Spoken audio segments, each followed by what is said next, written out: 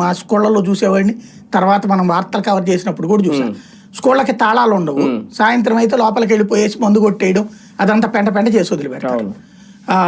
ఆట ఈవెన్ మేమేమో లోపలికి వెళ్ళి ఆడుకునేవాళ్ళం, వీళ్ళు వచ్చి మందు కొట్టేవాడు పేక ఆడుకునేవాడు అక్కడ లోపల పెంట చేసిపోతారు. అదంతా దానికోసం అని చెప్పేసి ఆ లోపలికి ఎవడూ పోనీయకుండా దానికి గోడలు కూడా కట్టారు, వీళ్ళు తలుపులు కూడా పెట్టారు.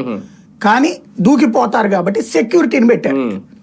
ఆ సెక్యూరిటీకి జీతం ప్లస్ ఆయా అక్కడ వీళ్ళిద్దరికి. మామూలుగా గవర్నమెంట్ స్కూళ్ళలో ఆయాలు ఉండరు, అంటే వన్డే ఆయా ఉంటారు తప్పించి పనులు చేయడానికి ఉండరు. ఇట్లాంటివి పెట్టడానికి ఇంకొక అమౌంట్, ఇది ఇంకొక 1000 రూపాయలు కట్ చేసి దాన్ని నువ్వేమన్నావు జగన్ ట్యాక్స్ అదన్నావు, జే ట్యాక్స్ అన్నారు. దాన్ని గుర్తుందా? జే ట్యాక్స్ అని రోజు సందు గొందు మాట్లాడుతూనే ఉన్నాను.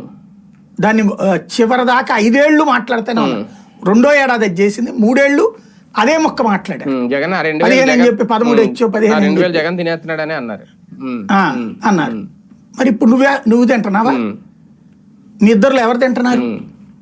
కూటమిలో 2 భాగస్వాములు 3 భాగస్వాములు బీజేపీ వదిలే, ఎందుకంటే వాళ్ళకి ఇచ్చే ఎవరు కూడా పాపం. వీళ్ళిద్దరు ఏమన్నా తింటున్నారని నేను అనుకోను. కానీ నువ్వు చెప్పినోడివి నువ్వు పాటించలేదు అక్కడ. ఇప్పుడు ఏమంటున్నావు? ఇది దీంట్లో P4 కింద పేదవాళ్ళందరూ ధనవంతులు అయిపోతారు.